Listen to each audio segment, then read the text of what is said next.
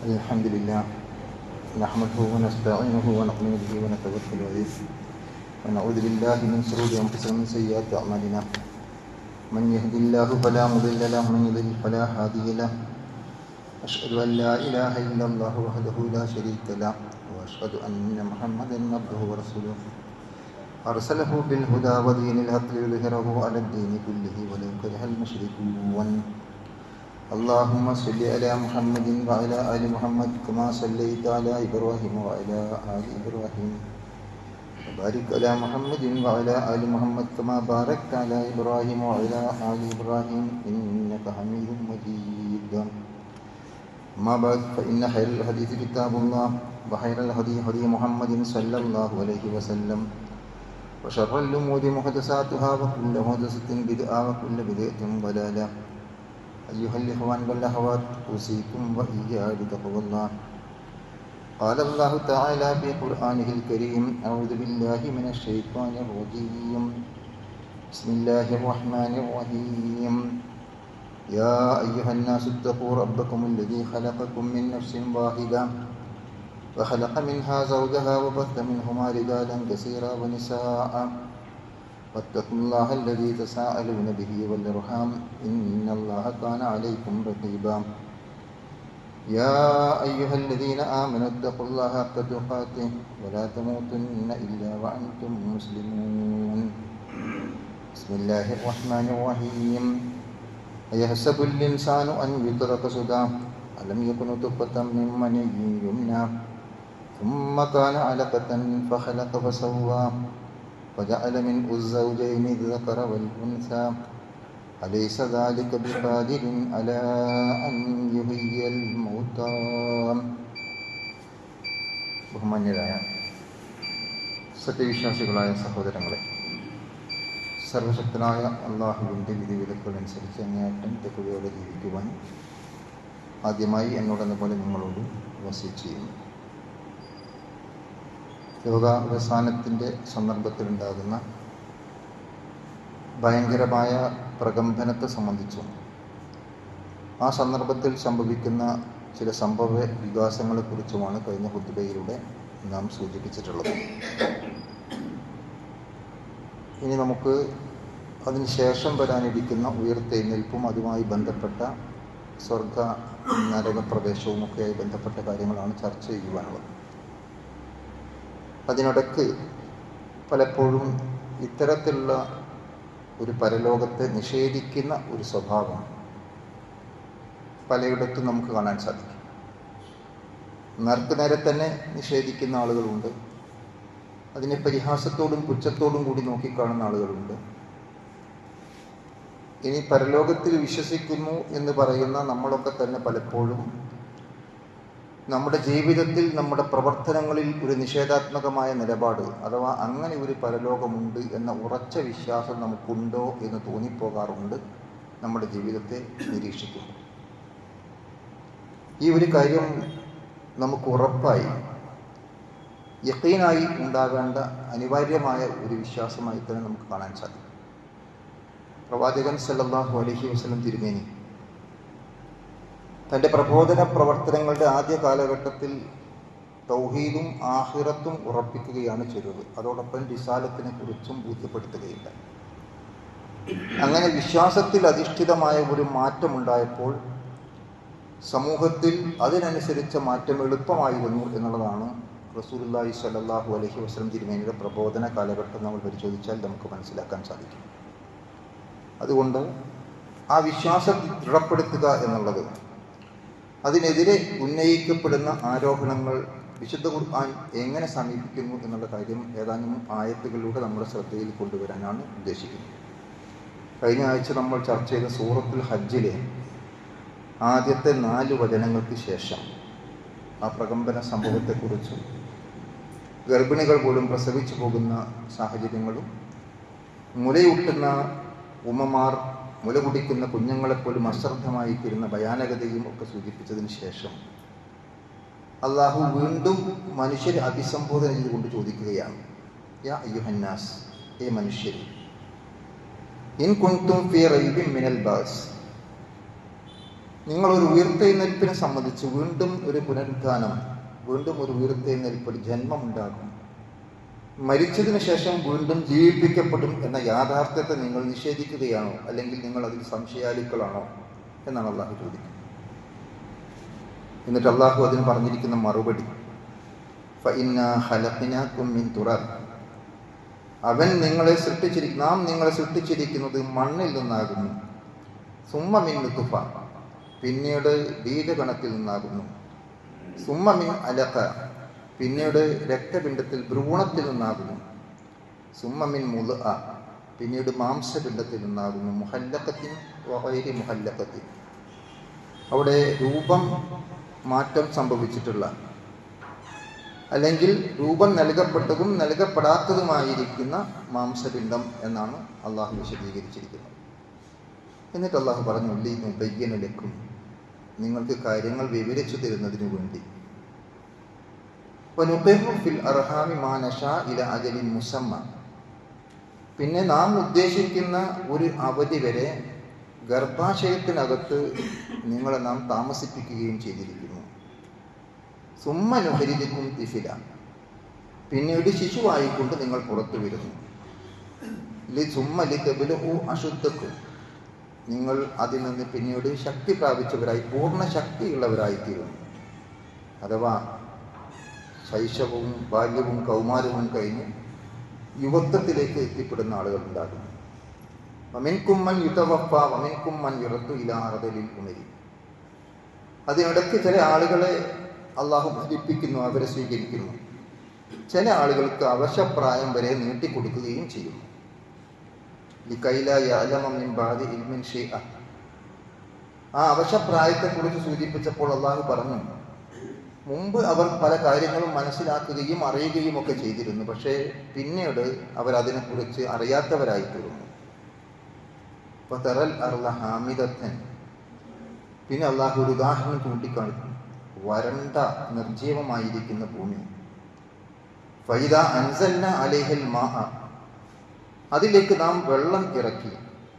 ഇഹ്തസത് വറബത് വഅംബതത് മിൻ കുല്ലി സൗജിൻ ബഹീസ്, അപ്പോൾ ആ ഭൂമി ഇളകി മറയുകയും വികസിക്കുകയും കൗതുകമുള്ള ഇണകളായിക്കൊണ്ട് ചെടികളെ ഉൽപ്പാദിപ്പിക്കുകയും ചെയ്തിരിക്കുന്നു എന്നാണ്. സഹോദരങ്ങൾ, നമ്മൾ ആലോചിച്ച് നോക്കും, ഒരു ദീർഘമായ വചനമാണ്. സൂറത്തുൽ ഹജ്ജിലെ 5-ാമത്തെ വചനം. സത്യത്തിൽ ഇവിടെ ഒട്ടനവധി കാര്യങ്ങൾ അള്ളാഹു നമ്മുടെ മുമ്പിൽ നിരത്തി വെക്കും. നിങ്ങൾ വരാനിരിക്കുന്ന ഒരു ഉയർത്തെഴുന്നേൽപ്പിനെ സംബന്ധിച്ച്, അഥവാ ഒരു പരലോക ജീവിതത്തെക്കുറിച്ച്, മരണത്തിന് ശേഷമുണ്ടാകുന്ന മറ്റൊരു ജീവിതത്തെക്കുറിച്ച് സംശയാലുക്കളാണോ എന്ന് ചോദിച്ചുകൊണ്ടാണ് അള്ളാഹു വളരെ വിശദമായി ഇത് നിങ്ങൾക്ക് ബയാൻ ചെയ്യുകയാണ്, നിങ്ങൾക്ക് വിശദീകരിച്ച് പറഞ്ഞു തരികയാണ് എന്ന പരാമർശത്തോടു കൂടി അള്ളാഹു ഈ ആയത്തിലൂടെ നമ്മെ ബോധ്യപ്പെടുത്തിയിട്ടുള്ളത്. നമുക്ക് കഴിഞ്ഞു പോയിരിക്കുന്ന, അല്ലെങ്കിൽ കഴിഞ്ഞുകൊണ്ടിരിക്കുന്ന എല്ലാ ഘട്ടങ്ങളും അതിലൂടെ കടന്നുപോയിട്ടുണ്ട്. ആദ്യം ഉണ്ടായിരുന്ന മണ്ണ്, ആദം സൃഷ്ടിക്കപ്പെട്ട മണ്ണ്.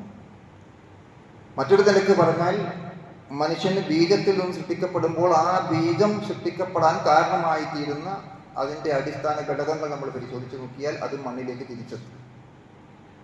മണ്ണിലുള്ള വസ്തുക്കൾ ഭക്ഷിക്കുകയും അതിലെ കാര്യങ്ങൾ ഉപയോഗപ്പെടുത്തുകയും ഒക്കെ ചെയ്യുന്നതിൻ്റെ ഫലമായിട്ടാണ് നമ്മുടെ ശരീരത്തിൽ ബീജം രൂപപ്പെടുന്നത്. അപ്പോൾ അങ്ങനെ ആ അർത്ഥത്തിലായിരുന്നാലും, ആദ്യ മനുഷ്യനെ മണ്ണിൽ നിന്ന് സൃഷ്ടിച്ചു എന്ന അർത്ഥത്തിലായിരുന്നാലും, മണ്ണിൽ നിന്നും പിന്നീട് ബീജകണത്തിൽ നിന്നും നിങ്ങളെ സൃഷ്ടിച്ചിരിക്കുന്നു.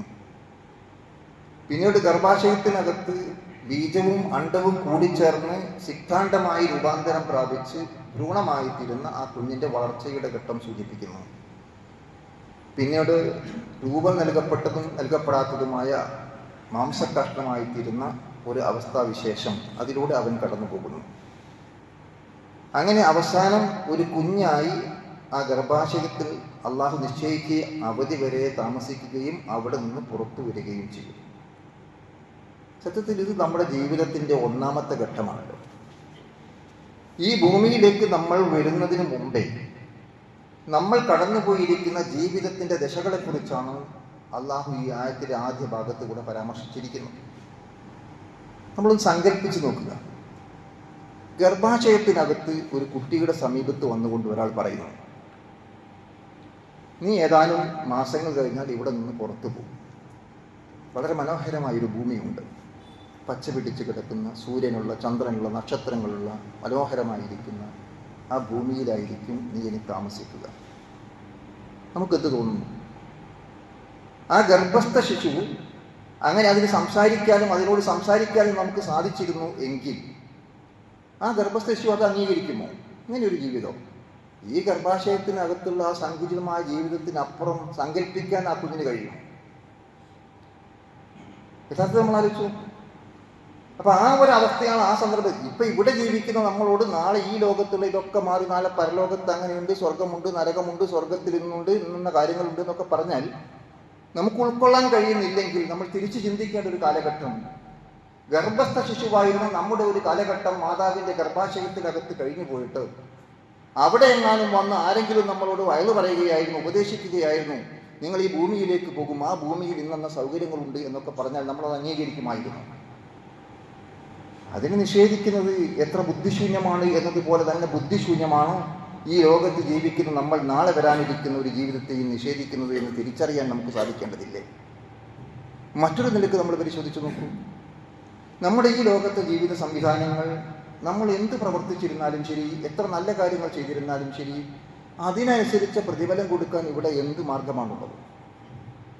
ഇനി ഒരു തെറ്റ് ചെയ്തിരിക്കുന്ന മനുഷ്യനെ അവൻ ചെയ്ത തെറ്റിനനുസരിച്ച് കൊണ്ട് ശിക്ഷിക്കാൻ എന്ത് മാർഗമാണുള്ളത്? നമുക്കറിയാം, പല കേസുകളും കോടതിയിലെത്തിയാൽ നിരപരാധികൾ ശിക്ഷിക്കപ്പെടുകയും കുറ്റവാളികൾ രക്ഷപ്പെടുകയും ചെയ്യുന്ന വാർത്തകൾ നമുക്ക് വായിക്കാൻ സാധിക്കും. കോടതി അവസാനം കണ്ടെത്തുന്നത് പ്രോസിക്യൂഷന് കേസ് തെളിയിക്കാൻ സാധ്യമല്ലാത്തത് കൊണ്ട് ഒന്നാമത്തെ പ്രതിയെ വെറുതെ വിട്ടിരിക്കുന്നു. നമ്മൾ നിത്യവും വായിച്ചുകൊണ്ടിരിക്കുന്ന വാർത്തകളാണ്. ഇതിനപ്പുറം നമുക്ക് എന്താണ് ചെയ്യാൻ സാധിക്കുക? ജീവിതകാലം മുഴുവനും സമൂഹത്തിന് വേണ്ടി സേവനം ചെയ്തിരിക്കുന്ന ആളുകൾ വളരെ പ്രയാസകരമായ അവസ്ഥയെ അഭിമുഖീകരിച്ചുകൊണ്ട് ഈ ലോകത്ത് മരിച്ചുപോയ വാർത്തകൾ ചരിത്രത്തിൽ നമുക്ക് കാണാൻ സാധിക്കും. അതുപോലെ ധിക്കാരവും തോന്നിവാസവും തിന്മകളും അധർമ്മങ്ങളും പ്രവർത്തിച്ച മനുഷ്യർ ഭൗതികമായ ജീവിതത്തിൽ സുഖമായി ജീവിക്കുകയും സുഖാഡംബരത്തോടുകൂടി മരിച്ചു പോവുകയും ചെയ്യുന്ന വാർത്തകൾ നമുക്ക് വായിക്കാൻ സാധിക്കും. കീഴ്ക്കോടതിയുടെ വിധി മേൽക്കോടതി തിരുത്തുന്നു, ഹൈക്കോടതി മാറ്റം വരുത്തുന്നു, സുപ്രീം കോടതി അതിനപ്പുറം വ്യാഖ്യാനങ്ങൾ നൽകുന്നു. അപ്പോൾ ഇതിനർത്ഥം എന്താ? നമ്മുടെ പ്രവർത്തനത്തിനനുസരിച്ചുകൊണ്ട്, നമ്മുടെ കാര്യങ്ങൾക്കനുസരിച്ചുകൊണ്ട് ഇവിടെ രക്ഷയും ശിക്ഷയും തീരുമാനിക്കാൻ നമുക്ക് സാധ്യമല്ല എന്നല്ലേ? ഒരു മനുഷ്യനെ കൊന്ന ഒരാളെ മാക്സിമം നമുക്ക് അയാളെ തൂക്കിക്കൊല്ലാം, അല്ലെങ്കിൽ അയാൾക്ക് വധശിക്ഷ നടപ്പാക്കാം. 100 ആളെ കൊന്നാലോ, 1000 ആളെ കൊന്നാലോ, 10,000 ആളെ കൊന്നാലോ, ഒരു നാട് മുഴുവൻ നാമാവിശേഷമാക്കിയാലോ, അവിടെ ജനിക്കാൻ പോകുന്ന വലിയ തലമുറകൾ പോലും അംഗവൈകല്യമുള്ളവരും മറ്റുമൊക്കെയുള്ള രൂപത്തിലുള്ള അണുബോംബുകൾ വിക്ഷേപിച്ചവരെയോ മാക്സിമം അയാളെയും നമുക്ക് ചെയ്യാൻ സാധിക്കുന്നത് ഒരിക്കൽ കൊലപ്പെടുത്തുക എന്നല്ലാതെ മറ്റെന്ത് മാർഗമാണുള്ളത്? ഒരാളെ കൊന്നവനും 10,000 കൊന്നവനും ഇനി ജനിക്കാൻ പോകുന്ന തലമുറയെപ്പോലും നമ്മെ നശിപ്പിച്ചവനും കൊടുക്കാൻ സാധിക്കുന്ന ഒരേ ഒരു ശിക്ഷ മാത്രമാണ്. അപ്പോൾ നമ്മുടെ ലോകത്ത് ഇത്രയേ സംവിധാനങ്ങളുള്ളൂ എന്ന് നമ്മൾ തിരിച്ചറിയുക. അപ്പോൾ നമ്മുടെ ബുദ്ധി നമ്മളോട് പറയുന്നു, ഏതൊരു മനുഷ്യനും അംഗീകരിക്കേണ്ടി വരുന്നു നാം പ്രവർത്തിച്ചതിനനുസരിച്ച് പ്രതിഫലം ലഭിക്കണം എന്ന്. അപ്പോൾ നന്മക്ക് പൂർണ്ണമായ പ്രതിഫലം ലഭിക്കുവാനും തിന്മക്ക് പൂർണ്ണമായ ശിക്ഷ ലഭിക്കുവാനും ഈ ലോകത്ത് സംവിധാനങ്ങളില്ല, സംവിധാനങ്ങൾ ഉണ്ടാക്കാനും സാധ്യമല്ല എന്ന് വളരെ കൃത്യമായി നമുക്ക് മനസ്സിലാക്കാൻ സാധിക്കുന്നു. അതുകൊണ്ട് തന്നെ ബുദ്ധിയുടെ തേട്ടമാണ് നമ്മുടെ പ്രവർത്തനങ്ങൾക്ക് യഥാർത്ഥ പ്രതിഫലം ലഭിക്കുന്ന ഒരു ലോകം നമുക്ക് അനിവാര്യമായിത്തീരുന്നു എന്നുള്ളത്. ഇനി നമ്മൾ ആലോചിച്ച് നോക്കും, അള്ളാഹു ഇവിടെ പറഞ്ഞിരിക്കുന്ന ഓരോ കാര്യങ്ങളും ഭൂമി മനുഷ്യന്റെ ആ ഘട്ടങ്ങൾ കടന്നു വന്നുകൊണ്ട് മനുഷ്യന്റെ ജീവിത ഘട്ടങ്ങളിലേക്ക് കടന്നു വന്നു. ശൈശവവും ബാല്യവും യുവത്വവും, കുറെ ആളുകൾ വാർദ്ധക്യത്തിലെത്തുകയും വാർദ്ധക്യം പ്രാപിച്ച അവശരായ നമുക്കറിയാം കുട്ടികളുടെ മാതിരിയാണ്.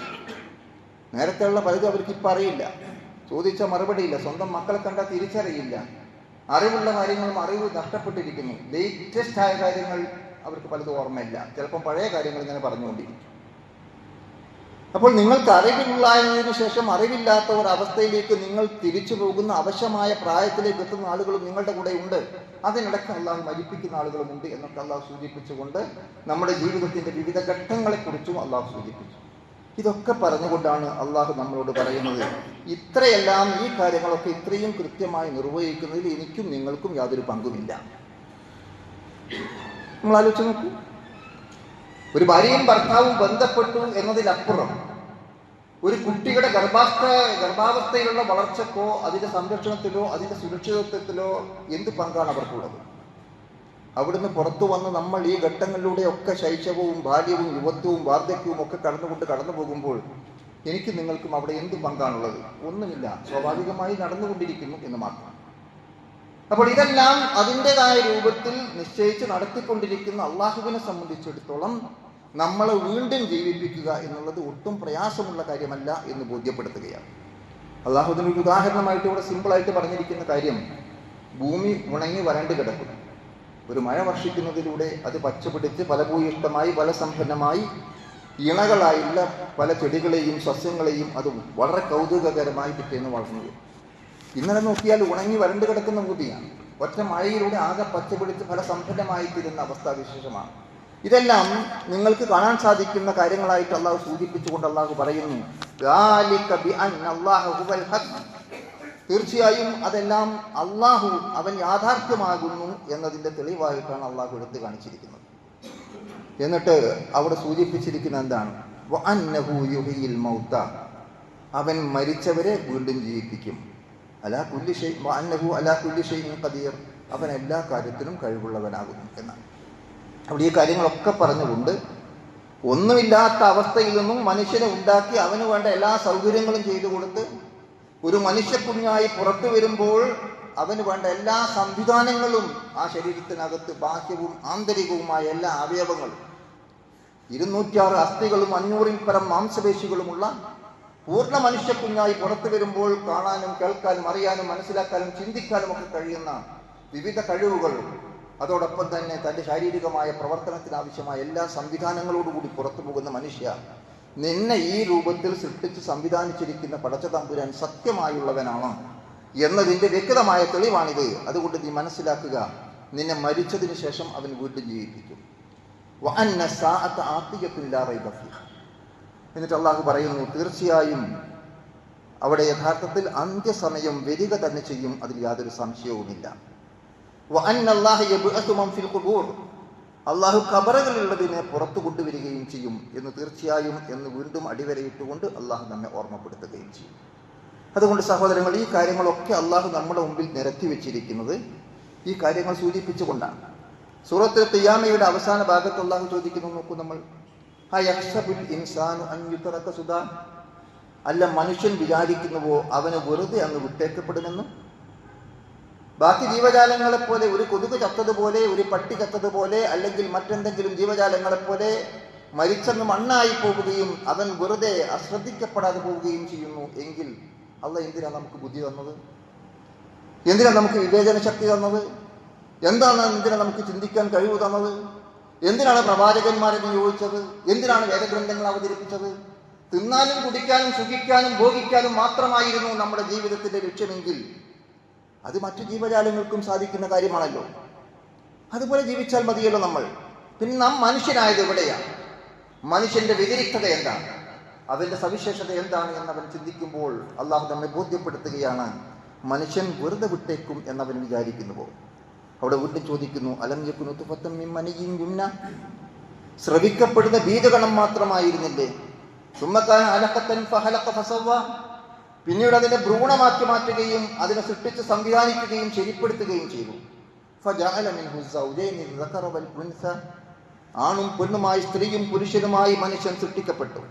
എന്നിട്ട് അള്ളാഹു ചോദിക്കുന്നു, അലൈസ ദാലിക ബിഖാദിരിൻ അല അൻ യുഹ്യിയൽ മൗത, ഇതൊക്കെ ചെയ്ത പടച്ച തമ്പുരാന് മരിച്ചതിന് ശേഷം നിങ്ങൾ വീണ്ടും ജീവിപ്പിക്കാൻ സാധ്യമല്ലയോ എന്നാണ് അള്ളാഹുവിൻ്റെ ചോദ്യം. അപ്പോൾ ഇത് വളരെ കൃത്യമായിട്ടാണ് അള്ളാഹുവിന് നൽകിയിരിക്കുന്ന മറുപടി. ഇനി നോക്കൂ, നമ്മൾ സൂറത്ത് ഇസ്രായിലെ 49-50 വചനങ്ങൾ അള്ളാഹുവോടെ നമ്മൾ ഓർമ്മപ്പെടുത്തുന്നു. അവർ പറഞ്ഞുകൊണ്ടിരിക്കുന്നു, എന്താണ് അവർ പറയുന്നത്? ഞങ്ങൾ എല്ലുകളും ജീർണാവശിഷ്ടങ്ങളുമായതിനു ശേഷം മരിച്ചു മണ്ണായിപ്പോയി, നമ്മുടെ മറ്റു ഭാഗങ്ങളൊക്കെ അഴുകിച്ചേർന്ന് കേവലം കുറച്ച് എല്ലിൻ കഷ്ണങ്ങളും അല്ലെങ്കിൽ കുറച്ച് മറ്റവശിഷ്ടങ്ങളുമായി ജീർണാവസ്ഥയിൽ എത്തിയതിനു ശേഷം ഞങ്ങൾ വീണ്ടും ജീവിപ്പിക്കും, ഒരു പുതിയ ജീവിതം നമുക്കുണ്ടാകും എന്നാണ് നിങ്ങൾ പറയുന്നത്. അല്ലാഹു അതിന് മറുപടി പറഞ്ഞിരിക്കുന്ന എന്താണ്? കുൽ, നീ പറയുക, നിങ്ങൾ ഇങ്ങനെ നശിച്ചു പോകുന്ന ജീർണാവസ്ഥയിലായിത്തീരുന്ന ശരീരമല്ല, ദൃഢമായ ഉറപ്പുള്ള കല്ലോ ഇരുമ്പോ ആണ് എന്ന് വിചാരിക്കുക. കുനൂ ഇദാറത്തൻ ഔ ഹദീദ, ഔ ഖൽഖൻ മിമ്മാ യക്ബറു ഫീ സുദൂരിക്കും, അല്ല നിങ്ങളുടെ മനസ്സുകളിൽ നിങ്ങൾക്ക് ഭാവനയിൽ കാണാൻ സാധിക്കുന്ന, നിങ്ങൾക്ക് സങ്കല്പിക്കാൻ സാധിക്കുന്ന മറ്റെന്തെങ്കിലും കഠിനമായ വസ്തുവാണ്, നശിച്ചു പോകാത്ത, മണ്ണിൽ ദ്രവിച്ചു പോകാത്ത, അല്ലെങ്കിൽ തീയിലൂടെ വെണ്ണീരായി പോകാൻ കഴിയാത്ത അത്രയും ഉറപ്പുള്ള മറ്റെന്തെങ്കിലും വസ്തു നിങ്ങൾക്ക് ഭാവനയിൽ കാണാൻ സാധിക്കുന്നുണ്ടോ? അങ്ങനെയുള്ള എന്തെങ്കിലും വസ്തുവാണ് നിങ്ങൾ എന്ന് വിചാരിക്കുക. എന്നാൽ അതിനെപ്പോലും അള്ളാഹു പുറത്തു കൊണ്ടുവരും എന്നാണ് അള്ളാഹു അതിന് മറുപടി പറഞ്ഞത്. ഫസയഖൂലൂന മൻ യുഈദുനാ, അവർ ചോദിക്കുന്നു, അങ്ങനെയാണെങ്കിൽ ആരാണ് നമ്മെ വീണ്ടും ജീവിപ്പിക്കുന്നത്, നമ്മളെ മടക്കി കൊണ്ടുവരുന്നവനാരാണ്? അള്ളാഹു അതിന് പറഞ്ഞിരിക്കുന്ന മറുപടി നോക്കൂ. നമ്മൾ ഖുലില്ലദീ ഫതറക്കും അവ്വല മർറ, ആരാണോ നിങ്ങളെ ആദ്യം സൃഷ്ടിച്ചത് അവനാണ് നിങ്ങളെ വീണ്ടും സൃഷ്ടിക്കുന്നത്. ഒന്നുമില്ലാത്തതിൽ നിന്ന്, ശുദ്ധമായ ശൂന്യതയിൽ നിന്ന് ഇത്രയും ഉന്നതനായ ശ്രേഷ്ഠനായ സൃഷ്ടികളിൽ ശ്രേഷ്ഠനാകുന്നു എന്ന് അള്ളാഹു പോലും അംഗീകരിച്ചിരിക്കുന്ന, മനുഷ്യനെ സൃഷ്ടിച്ച് സംവിധാനിച്ചിരിക്കുന്ന പടച്ച തമ്പുരാന് നമ്മൾ മരിച്ചു മണ്ണായതിനു ശേഷമോ നമ്മെ ചുട്ടി കാമ്പലാക്കിയതിനു ശേഷമോ വീണ്ടും ജീവിപ്പിക്കാൻ സാധിക്കുമെന്ന കാര്യത്തിൽ എന്ത് സംശയമാണുള്ളത് എന്നാണ് അള്ളാഹുവിന്റെ ചോദ്യം. അള്ളാഹു പറയുന്നു, ആരാണോ നിങ്ങളെ ഫസ്റ്റ് സൃഷ്ടിച്ചിരിക്കുന്നത് അവൻ തന്നെയാണ്, ആദ്യമായി സൃഷ്ടി നടത്തിയവനാണ് നിങ്ങളെ വീണ്ടും സൃഷ്ടിക്കുന്നത്. നമുക്കറിയാം മനുഷ്യന്റെ കഴിവ് എന്ന് പറഞ്ഞാൽ എത്രയാണ്. ഇവിടെയുള്ള എന്തെങ്കിലും ഒരു സാധനത്തിനെ മറ്റൊന്നാക്കി മാറ്റാം, ഏതെങ്കിലും വസ്തു കൂട്ടിച്ചേർത്തുകൊണ്ട് പുതിയ ഒന്നാക്കി മാറ്റാം, ഒരു വസ്തുവിനെ വിഘടിപ്പിച്ചുകൊണ്ട് പലതാക്കി മാറ്റാം. എന്നല്ലാതെ ഉള്ള ഒരു വസ്തുവിനെ പൂർണ്ണമായി ഇല്ലാതാക്കാൻ മനുഷ്യന് കഴിയുമോ? ഇന്ന് വരെ സാധിക്കില്ല, ലോകാവസാനം വരെ സാധിക്കില്ല. ഒന്നുമില്ലാത്തതിൽ നിന്ന് തികച്ചും പുതിയ ഒന്നിനുണ്ടാക്കാൻ സാധിക്കുമോ? അതുമില്ല. ഐസിനെ വെള്ളമാക്കാം, വെള്ളത്തെ നീരാവിയാക്കാം, നീരാവിയെ വെള്ളമാക്കാം, വെള്ളത്തെ ഐസാക്കാം, ഓക്സിജനും ഹൈഡ്രോജനും കൂടി ചേർത്ത് വെള്ളമുണ്ടാക്കാം, വെള്ളത്തെ വിഭജിച്ചുകൊണ്ട് ഓക്സിജനും ഹൈഡ്രോജനുമാക്കി മാറ്റാം, നമുക്ക് ചുട്ടുകരിച്ച് വെണ്ണീരാക്കാം, ഒക്കെ ചെയ്യാൻ പറ്റും. പക്ഷേ അത് ശുദ്ധമായ ശൂന്യതയിലേക്ക്, ഉള്ള ഒന്നിനെ പൂർണ്ണമായും ഇല്ലാത്ത ഒരവസ്ഥയിലേക്ക്, ഇല്ലാത്ത ഒന്നിൽ നിന്ന് ഏറ്റവും പുതിയ ഒന്നിനെ, ഇത് രണ്ടും നമുക്ക് സാധ്യമല്ലാത്ത കാര്യമാണ്. അപ്പോൾ ശുദ്ധമായ ശൂന്യതയിൽ നിന്നും നമ്മെ സൃഷ്ടിച്ചിരിക്കുന്ന പടച്ച തമ്പുരാൻ ആരാണ് നമ്മെ ആദ്യമായി സൃഷ്ടിച്ചിരിക്കുന്നത് അവൻ നമ്മെ തിരിച്ചു കൊണ്ടുവരും എന്നാണ്. പക്ഷേ ഇത് പറയുമ്പോൾ തലയാട്ടിക്കൊണ്ട് അവർ പരിഹസിക്കും, നിന്നെ കളിയാക്കിക്കൊണ്ട്, മുഖം ചൊളിച്ചുകൊണ്ട്, പരിഹാസത്തോടു കൂടി അവർ നിങ്ങളുടെ മുമ്പിൽ തലയാട്ടും. പക്ഷെ അള്ളാഹു പറയുന്നു, വയഖൂലൂന മത്താ ഹുവ, അപ്പോൾ അവർ ചോദിക്കും, എപ്പോഴാണ് ഇതുണ്ടാവുക? അള്ളാഹു പറഞ്ഞു, കുൽ അസാ അൻ യകൂന ഖരീബ, അടുത്തു തന്നെ ഉണ്ടായേക്കാം. കാരണം അന്ത്യനാൾ എപ്പോൾ എന്ന് ആർക്കും അറിയിച്ചു കൊടുക്കാത്ത അള്ളാഹുവിന്റെ രഹസ്യമാണ്. അതുകൊണ്ട് തന്നെ ആ രഹസ്യമായി നിലനിർത്തിക്കൊണ്ട് അള്ളാഹു അതിന് മറുപടി പറഞ്ഞിരിക്കുന്നു, മുഹമ്മദ് നീ പറഞ്ഞേക്കുക, അത് അടുത്തു തന്നെ ഉണ്ടായേക്കാം എന്ന് നീ അവരോട് പറഞ്ഞേക്കുക എന്നാണ് അള്ളാഹു അവിടെ സൂചിപ്പിക്കുന്നത്. അതുകൊണ്ട് സഹോദരങ്ങൾ, നമ്മൾ ആലോചിക്കേണ്ടതുണ്ട്. വളരെ കൃത്യമായിട്ടാണ് ഇത്തരം കാര്യങ്ങൾ അള്ളാഹു സുബ്ഹാനഹു വ തആല നമുക്ക് വ്യക്തമാക്കി തരുന്നത് എന്ന് നമുക്ക് കാണാൻ സാധിക്കും. അള്ളാഹു വീണ്ടും ചോദിക്കുന്നു, നമുക്ക് നമ്മൾ സൂറത്ത് യാസീനിൽ നമുക്ക് സുപരിചിതമായിരിക്കുന്ന വചനങ്ങൾ അള്ളാഹു അവിടെയും വിശദീകരിക്കുന്നത്, അവലം യറൽ ഇൻസാന അന്നാ ഖലഖനാഹു മിൻ നുത്ഫത്തിൻ ഫൈദാ ഹുവ ഹസീമുൻ മുബീൻ. അവിടെ അള്ളാഹു നമ്മുടെ ശ്രദ്ധയിലേക്ക് കൊണ്ടുവരുന്ന കാര്യം എന്താണ്? അവിടെ അള്ളാഹു നമ്മുടെ ശ്രദ്ധയിലേക്ക് കൊണ്ടുവരുന്നത് മനുഷ്യനെ സംബന്ധിച്ചിടത്തോളം, അവലം യറൽ ഇൻസാനു, മനുഷ്യനെ നീ കണ്ടില്ലേ? എന്താണ്? അന്നാ ഖലഖനാഹു മിൻ നുത്ഫത്തിൻ ഫൈദാ ഹുവ ഹസീമുൻ മുബീൻ. അവനെ കേവലം ബീജഗണത്തിൽ നിന്നാണ് നാം സൃഷ്ടിച്ചിരിക്കുന്നത്, എന്നിട്ട് അവൻ പ്രത്യക്ഷമായ എതിർപ്പുകാരനായിരുന്നു. ആ ബീജഗണത്തിൽ നിന്ന് സൃഷ്ടിക്കപ്പെട്ടിരിക്കുന്ന ഇത്രയും നിസ്സാരമായ വസ്തുവിൽ നിന്ന് ഇത്രയും ഉന്നതായ മനുഷ്യനെ സൃഷ്ടിച്ചുണ്ടാക്കിയ പടച്ചവനെ ധിക്കരിക്കുകയും നിഷേധിക്കുകയും അവന്റെ കൽപ്പനകളെ തള്ളിക്കളയുകയും ഒക്കെ ചെയ്യുന്ന രൂപത്തിൽ അവൻ എതിർപ്പുകാരനായി മാറിയിരിക്കുന്നു എന്നാണ് അള്ളാഹു സൂചിപ്പിക്കുന്നത്. എന്നിട്ട് അള്ളാഹു പറയുന്നു, വദറബ ലനാ മസലൻ, അവൻ നമുക്ക് ഉദാഹരണം പറയുകയാണ്. എല്ല് നുരുമ്പിയതിന് ശേഷം വീണ്ടും ഉണ്ടാവും, അല്ലെങ്കിൽ ഇതുപോലെ കാര്യങ്ങളൊക്കെ പറഞ്ഞുകൊണ്ട് എത്ര വരെ എന്നൊക്കെ നമുക്ക് ആലോചിച്ച് നോക്കിയാൽ, അല്പം എല്ലെടുത്ത് നുരുമ്പി കയ്യിലിട്ട് നുരുമ്പി അങ്ങ് ഊതി പാറിപ്പിച്ചതിന് ശേഷം ഇങ്ങനെ പാറിപ്പോയത് വീണ്ടും ജനിക്കുമോ എന്നൊക്കെ ചോദിച്ചുകൊണ്ട് കളിയാക്കിയിരുന്നു ഒക്കെ ചരിത്രത്തിൽ വായിക്കാൻ സാധിക്കും. അപ്പോൾ അങ്ങനെ ഉദാഹരണങ്ങൾ പറഞ്ഞുകൊണ്ട്, ഉപമകൾ പറഞ്ഞുകൊണ്ട് ഇതൊക്കെ നിഷേധിക്കുന്ന ഒരു സ്വഭാവം. പക്ഷെ അള്ളാഹു അതിന് പറഞ്ഞ എന്താണെന്നറിയോ? വനസിയ ഹൽഖഹു, അവൻ അവന്റെ സൃഷ്ടിപ്പിനെ കുറിച്ച് മറന്നു. വീണ്ടുമുള്ള ഒരു ജന്മത്തെ നിഷേധിക്കുന്ന മനുഷ്യൻ സ്വന്തം അസ്തിത്വത്തെക്കുറിച്ച്, തന്റെ സൃഷ്ടിപ്പിനെ കുറിച്ച്, താൻ എവിടെ നിന്ന് കടന്നു വന്നു എന്ന വഴിയെക്കുറിച്ച് അവൻ വിസ്മരിച്ചിരിക്കുകയാണ്. എല്ലുകൾ ദ്രവിച്ചു പോയതിനു ശേഷം ആരാണ് വീണ്ടും ജീവിപ്പിക്കുക എന്നാണ് അവൻ ചോദിച്ചു കൊണ്ടിരിക്കുന്നത്. അതുകൊണ്ട് നമ്മൾ ആലോചിക്കേണ്ടുന്ന കാര്യം അല്ലാഹു പറഞ്ഞു, ഖുൽ യുഹ്യീഹല്ലദീ അൻശഅഹ അവ്വല മർറ. അത് വീണ്ടും ഇവിടെ അരിവരയിട്ടുകൊണ്ട് പഠിപ്പിക്കുന്നത്, ഒന്നാമത്തെ തവണ ആരാണോ അവനെ ഉണ്ടാക്കിയിരിക്കുന്നവൻ അവനാണ് അവനെ വീണ്ടും സൃഷ്ടിക്കുന്നത് എന്ന് നീ പറയുക എന്നാണ്. അപ്പോൾ ഇല്ലാത്തതിൽ നിന്ന് നമ്മെ ഉണ്ടാക്കിയ പടച്ച തമ്പുരാന് വീണ്ടും നമ്മെ സൃഷ്ടിക്കുക എന്നുള്ളത് ഒട്ടും പ്രയാസകരമല്ല. വഹുവ ബികുല്ലി ഖൽഖിൻ അലീം. അവൻ എല്ലാ കാര്യങ്ങളും, സൃഷ്ടിപ്പിന്റെ എല്ലാ അവസ്ഥകളും അറിയുന്നവനാണ്. കുല്ലു ഖൽഖിൻ, സൃഷ്ടിപ്പിന്റെ എല്ലാ കാര്യങ്ങളെ കുറിച്ചും കൃത്യമായി അറിയുന്നവനാണ് അള്ളാഹു. അതുകൊണ്ട് ആദ്യമുണ്ടാക്കിയ അള്ളാഹുവിന് നമ്മൾ വീണ്ടും സൃഷ്ടിക്കുക പ്രയാസമല്ല എന്ന് ഓർമ്മപ്പെടുത്തുകയാണ് സഹോദരങ്ങളെ. അപ്പോൾ നമ്മൾ ആലോചിക്കുക, മരണത്തിന് ശേഷമുള്ള ഒരു ജീവിതത്തെ നമുക്കൊരിക്കലും നിഷേധിക്കാൻ സാധ്യമല്ലാത്ത യാഥാർത്ഥ്യമായി പുലരും എന്ന് അള്ളാഹു തെളിവുകൾ സഹിതം നമ്മെ ബോധ്യപ്പെടുത്തുകയാണ്. അത് ഉൾക്കൊണ്ടുകൊണ്ട് നമ്മുടെ ജീവിതത്തെ ക്രമപ്പെടുത്താൻ നമ്മൾ പരിശ്രമിക്കുക. അള്ളാഹു അനുഗ്രഹിക്കുമാറാകട്ടെ.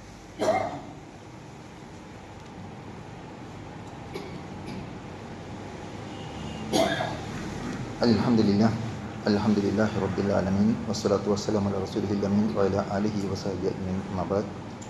അയ്യുഹൽ ഇഖ്വാൻ വൽ അഖവാത് ഉസീകും വഇയ്യാ ബിത്തഖ്വല്ലാഹ്.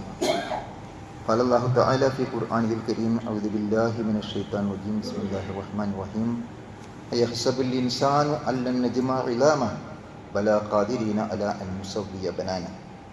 പ്രിയ സഹോദരങ്ങളെ, സർവശക്തനായ അള്ളാഹുവിൻ്റെ വിധിവിലക്കുകളനുസരിച്ച് ഒന്നുകൂടി തഖ്വയോടെ ജീവിക്കുവാൻ എന്നെയും നിങ്ങളെയും ഓർമ്മപ്പെടുത്തും. അപ്പോൾ നമ്മെ ബീജഗണത്തിൽ നിന്ന് സൃഷ്ടിച്ച് സംവിധാനിച്ച് ഇത്തരത്തിൽ നമ്മെ സംവിധാനിച്ചിരിക്കുന്ന പടച്ച തമ്പുരാൻ മരണത്തിന് ശേഷം വീണ്ടും ജീവിപ്പിക്കുക ഒട്ടും പ്രയാസകരമല്ല എന്ന് സൂചിപ്പിക്കുകയാണ്. സൂറത്തുൽ യാസീനിൽ തന്നെ തുടർന്നുകൊണ്ട് അള്ളാഹു ചോദിക്കുന്ന നമുക്ക് കാണാൻ സാധിക്കും, അവലൈസല്ലദീ ഖലഖസ് സമാവാതി വൽ അർദ് ബിഖാദിരിൻ അലാ അൻ യഖ്ലുഖ മിസ്ലഹും ബലാ വഹുവൽ ഖല്ലാഖുൽ അലീം. അള്ളാഹുവോട് ഓർമ്മപ്പെടുന്ന കാര്യം നോക്കൂ. നമ്മൾ ആകാശങ്ങളെയും ഭൂമിയെയും സൃഷ്ടിച്ചിരിക്കുന്നവനെ സംബന്ധിച്ചിടത്തോളം അവരെപ്പോലുള്ളതിനെ സൃഷ്ടിക്കാൻ സാധ്യമല്ലയോ എന്നാണ്. നേരത്തെയൊക്കെ പറഞ്ഞ് നമ്മൾ സൃഷ്ടിച്ചിരിക്കുന്ന അവസ്ഥയെക്കുറിച്ച്. ഈ ലോകത്തെ മുഴുവനും, ഈ പ്രപഞ്ചത്തെ മുഴുവനും സൃഷ്ടിച്ച് ഈ രൂപത്തിൽ സംവിധാനിച്ചിരിക്കുന്ന ആരുടെയും യാതൊരു പങ്കാളിത്തവും ഇല്ലാതെ ഇതിനെ സംവിധാനിച്ചിരിക്കുന്ന സൃഷ്ടാവിനെ സംബന്ധിച്ചിടത്തോളം ഈ പ്രപഞ്ചത്തെ സൃഷ്ടിച്ച അള്ളാഹുവിന് നിസ്സാരനായ മനുഷ്യനെ സൃഷ്ടിക്കുക എന്നുള്ളത് വളരെ വലിയ പ്രയാസമുള്ള കാര്യമാണോ? ബലാ വഹുവൽ ഖല്ലാഖുൽ അലീം. അള്ളാഹു അവിടെ വീണ്ടും പറയുന്നു, അവൻ എല്ലാ സൃഷ്ടികളെക്കുറിച്ചും എല്ലാം അറിയുന്നവനാകുന്നു എന്ന് അള്ളാഹു അവിടെ സൂചിപ്പിക്കുകയും ചെയ്യും. ഇന്നമാ അംറുഹു അറാദ ഇദാ അറാദ ഷൈഅൻ. അള്ളാഹു ഏതെങ്കിലും ഒരു കാര്യം ഉദ്ദേശിച്ചാൽ അൻ യഖൂല ലഹു കുൻ ഫയകൂൻ, അത് ഉണ്ടാവുക എന്ന് പറയേണ്ട താമസമേ ഉള്ളൂ, അത് ഉണ്ടായിരിക്കും. അപ്പോൾ അള്ളാഹുവിനെ സംബന്ധിച്ചിടത്തോളം അവൻ്റെ സൃഷ്ടിപ്പിൽ ഇതൊന്നും വലിയ പ്രയാസമുള്ള കാര്യമല്ല എന്ന് അള്ളാഹു സൂചിപ്പിക്കുകയാണ്. ഇത് നോക്കൂ, നമ്മൾ ഖുർആൻ സൂറത്തുൽ ഖിയാമയിൽ തന്നെ വീണ്ടും ചോദിക്കുന്ന ഒരു ചോദ്യം, യഹ്സബുൽ ഇൻസാനു അല്ലൻ നജ്മഅ ഇലാമ. മനുഷ്യൻ വിചാരിക്കുന്നുവോ അവൻ്റെ എല്ലുകൾ വീണ്ടും ഒരുമിച്ച് കൂട്ടപ്പെടുകയില്ല എന്ന്. ബലാ ഖാദിരീന അലാ അൻ നുസവ്വിയ ബനാന. അവൻ്റെ വിരൽത്തലപ്പുകൾ പോലും വേണ്ട രൂപത്തിൽ സംവിധാനിക്കാൻ കഴിവുള്ളവനല്ലയോ അവൻ എന്നാണ് അള്ളാഹു ചോദിക്കുന്നത്. എല്ലുകൾ നുരുമ്പിയതിനു ശേഷം, അല്ലെങ്കിൽ മണ്ണായിപ്പോയതിനു ശേഷം, അല്ലെങ്കിൽ ഒരുപിടി ചാരമായതിനു ശേഷം വീണ്ടും അതിനെ ഒരുമിച്ച് കൂട്ടി സംവിധാനിക്കാനും സൃഷ്ടിക്കാനും അവന് കഴിയുമോ എന്ന് ചോദിക്കുന്ന ആളുകളോട് അള്ളാഹു പറഞ്ഞിരിക്കുന്ന മറുപടി, മനുഷ്യൻ്റെ വിരൽത്തലപ്പ് പോലും സംവിധാനിച്ചിരിക്കുന്നവനായ അള്ളാഹു അത്രയും കൃത്യമായി തിരിച്ചു കൊണ്ടുവരും എന്നാണ്.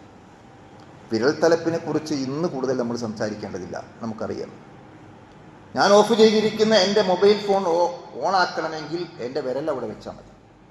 നിങ്ങൾ ഒറ്റയാളുടെ വിരലും ലോകത്തുള്ള ഒരാളെ വിരലും ഇതിൻ്റെ മുകളിൽ കൊണ്ടുപോയി വെച്ചാൽ എൻ്റെ ഫോൺ തുറക്കില്ല. ആരുടേതും അങ്ങനെയാണ്. നമുക്ക് ഫിംഗർ ലോക്ക് ചെയ്യാൻ സാധിക്കും. എന്തുകൊണ്ടാണ് സാധിക്കുന്നത്? ആ വൈവിധ്യമാണ്. എന്തുകൊണ്ടാണ് ഇന്ന് യഥാർത്ഥത്തിൽ ഇതൊരു തെളിവായിട്ട് മനുഷ്യനെ കണ്ടെത്താനുള്ള കൃത്യമായ ഒരു അടയാളമായിട്ട് വിരലടയാളം. റേഷൻ കട ചെന്നാൽ റേഷൻ വാങ്ങണമെങ്കിൽ വിരൽ വെച്ചാൽ മതി. ആ റേഷൻ കാർഡിൽ ഉൾപ്പെടാത്ത ഒരാളെ വിരലും വെച്ചിട്ട് കാര്യമില്ല. എവിടെയും നമ്മൾ പരിശോധിച്ച് നോക്കൂ, എൻ്റെ വിരലടയാളം ലോകത്ത് മരിച്ചുപോയവരും ജീവിച്ചിരിക്കുന്നവരും വരാനിരിക്കുന്നവരുമായ കോടാനുകോടി മനുഷ്യരിൽ നിന്ന് ഇത്രയും വ്യത്യസ്തമായി സംവിധാനിച്ചിരിക്കുന്ന പടച്ച തമ്പുരാന് അവനെ സംബന്ധിച്ചിടത്തോളം നിങ്ങൾ എല്ലായാലും മണ്ണായാലും ചാരമായാലും വീണ്ടും ജീവിപ്പിക്കാൻ സാധിക്കുമോ എന്ന് ചോദിക്കുന്നത് എത്ര നിരർത്ഥകമാകുന്നു എന്ന നമ്മുടെ ബുദ്ധിയെ തട്ടി ഉണർത്തുകയാണ് അല്ലാഹു സുബ്ഹാനഹു വ തആല ചെയ്യുന്നത് എന്നാണ് നമുക്ക് കാണാൻ സാധിക്കുന്നത്. അതുകൊണ്ട് നമ്മൾ ആലോചിക്കുക. അല്ലാഹു സൂറത്തുൽ മുർസലാത്തിൽ പലയിടത്തും പറഞ്ഞു, വൈലുൻ യൗമഇദിൻ ലിൽ മുകദ്ദിബീൻ, ഇതിനെ കള്ളമാക്കുന്ന ആളുകൾക്ക്, നിഷേധിക്കുന്നവർക്ക് അന്നത്തെ ദിവസം നാശമായിരിക്കും എന്ന് ആവർത്തിച്ച് സൂറത്തുൽ മുർസലാത്തിൽ അല്ലാഹു പറഞ്ഞുകൊണ്ടിരിക്കുന്നതായി കാണാൻ സാധിക്കും. അതുകൊണ്ട് ഈ പച്ചയായ സത്യം, ജീവിതത്തിന് ശേഷം വരാനിരിക്കുന്ന ഒരു ജീവിതമുണ്ട് എന്നുള്ളത്, മരണത്തിന് ശേഷം വരാനിരിക്കുന്ന ഒരു ജീവിതമുണ്ട്, ഒരു ഉയർത്തെഴുന്നേൽപ്പുണ്ട് എന്നുള്ളത് പല നിലക്കുള്ള തെളിവുകളും നിരത്തി വെച്ചുകൊണ്ടാണ്. സൂറത്ത് യാസീനിൽ ഉദാഹരണം പോലും അല്ലാഹു പറഞ്ഞിട്ടുണ്ട്. അല്ലദീ ജഅല ലക്കും മിനശ്ശജരിൽ അഖ്ദരി നാറൻ ഫൈദാ അൻതും മിൻഹു തുഖിദൂൻ, പച്ചമരത്തിൽ നിന്ന് അവൻ നിങ്ങൾക്ക് തീ ഉണ്ടാക്കി തന്നു, നിങ്ങൾ അതിൽ നിന്ന് കത്തിച്ചു കൊണ്ടുപോകുന്നു എന്നാണ്. നോക്കൂ, ഒരു കാലത്ത് മനുഷ്യൻ മരം ഉരസിയിട്ടാണ് തീ ഉണ്ടാക്കി.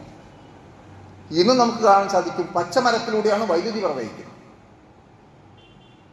യഥാർത്ഥത്തിൽ വെള്ളം തീക്കെടുത്താനുള്ള സാധനമാണ്. ആ നീരുള്ള പച്ചമരത്തിലാണ് തീ ഉണ്ടാക്കാൻ കഴിയുന്നു, വൈദ്യുതിയെ പ്രവഹിപ്പിക്കാൻ കഴിയുന്നു. ഇത്രയുള്ള അത്ഭുതകരമായ കാര്യങ്ങൾ നിങ്ങളുടെ മുമ്പിൽ ഉണ്ടായിരിക്കെ മരിച്ചതിന് ശേഷം വീണ്ടും ജീവിപ്പിക്കും എന്നതിനെ നിങ്ങൾക്ക് എങ്ങനെ നിഷേധിക്കാൻ സാധിക്കും എന്നാണ് അല്ലാഹു ചോദിക്കുന്നത്. അതുകൊണ്ട് കൃത്യമായി ആ വിശ്വാസം ഉറപ്പിച്ചു നിർത്തുവാനും വളർന്നു വരുന്ന തലമുറയെ ഈ വിശ്വാസത്തിൽ അധിഷ്ഠിതമായി വളർത്തിയെടുക്കാൻ നമ്മൾ പരിശ്രമിക്കുക. നമ്മിൽ വന്നു പോയിരിക്കുന്ന എല്ലാ വീഴ്ചകളും അല്ലാഹു പുറത്ത് മാപ്പാക്കുമാറാകട്ടെ. കഷ്ടപ്പാടുകളും പ്രയാസങ്ങളും അനുഭവിക്കുന്ന ആളുകൾക്ക് പടച്ച തമ്പുരാൻ ആശ്വാസം നൽകുമാറാകട്ടെ. രോഗം കൊണ്ട് ബുദ്ധിമുട്ടുന്നവർക്ക് അല്ലാഹു ശിഫ നൽകുകയും ആരോഗ്യം മെച്ചപ്പെടുത്തി കൊടുക്കുകയും ചെയ്യുമാറാകട്ടെ. കുടുംബക്കാർ, സ്വന്തക്കാർ, ബന്ധുക്കൾ, മൂമിനുകൾ, മൂമിനാത്തുകൾ പലരും മരണപ്പെട്ടു പോയിട്ടുണ്ട്. അത് അവർക്ക് നീ മഗ്ഫിറത്തും മർഹമത്തും പ്രദാനം ചെയ്യുകയും അവരെയും നമ്മയും ജന്നാത്തുൽ ഫിർദൗസിൽ ഒരുമിച്ച് കൂട്ടി അനുഗ്രഹിക്കുകയും ചെയ്യണമേ. ലോകത്തിൻ്റെ വിവിധ ഭാഗങ്ങളിൽ പ്രയാസം അനുഭവിച്ചുകൊണ്ടിരിക്കുന്ന ആളുകൾക്ക് നീ ആശ്വാസം നൽകണമേ നാഥ. അതുപോലെ ഈ നാട്ടിൽ മതേതരത്വം കാത്തു സൂക്ഷിക്കുവാനും ആ ഒരു സ്വഭാവത്തോടു കൂടി നമുക്കിഷ്ടമുള്ള മതവും സംസ്കാരവും ഒക്കെ നിലനിർത്തുവാനും നമ്മുടെ സ്ഥാപനങ്ങൾ സംരക്ഷിക്കുവാനും മതപ്രബോധന പ്രവർത്തനങ്ങൾ സമാധാനപരമായ അന്തരീക്ഷത്തിൽ നിലനിർത്തുവാനുള്ള സൗകര്യം ഞങ്ങൾക്ക് നീ ഒരുക്കി തരണമേ. അല്ലാഹുമ്മ ഗ്ഫിർ ലിൽ മുഅ്മിനീന വൽ മുഅ്മിനാത്ത് വൽ മുസ്ലിമീന വൽ മുസ്ലിമാത്ത് അല്ലാഹി ആമീൻ വൽ അംവാത്ത് ഇന്നക മുജീബു ദഅവാതി യാ ഖാദിർ. اللهم اغفر لنا ولوالدينا رب ارحمهما كما ربيانا صغارا. اللهم احينا للكتاب والسنة. اللهم اجرنا من النار. اللهم اجرنا من النار. اللهم اجرنا من النار. توفنا مسلمين والحقنا بالصالحين. ربنا هب لنا من ازواجنا وذرياتنا قرة اعين واجعلنا للمتقين اماما. ربنا تقبل منا انك انت السميع العليم وتب علينا انك انت التواب الرحيم. ربنا آتنا في الدنيا حسنة وفي الآخرة حسنة وقنا عذاب النار.